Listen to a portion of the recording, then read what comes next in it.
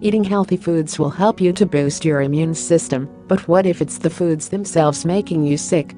Foodborne illness can cause food poisoning and a variety of other more dangerous diseases, so they are a real threat to our bodies. Luckily, there are a number of things you can do to prevent foodborne illnesses.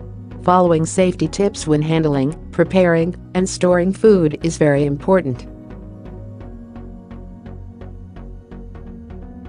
First and foremost, you should be concerned with the temperature of your foods.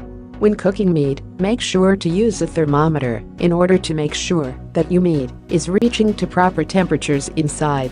Some meats, like beef, can be served rare safely, but proper temperatures are crucial. This kills any bacteria that may be growing on the meat. In the case of burger and other loaf meats that have been ground and formed into patties, you should not eat rare meals. The bacteria then easily is found inside the meat as well as on the outside, and you are at risk if you do not cook these meats for a long period of time to kill any bacteria. After your food is cooked, you should continue to monitor temperature. Simply put, keep hot foods hot and cold foods cold.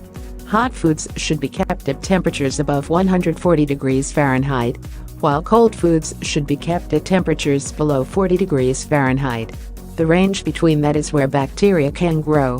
When letting food cool for refrigeration, place in the refrigerator after no more than 2 hours, and when thawing meals, do so in a bowl or pan in the refrigerator, rather than at room temperature.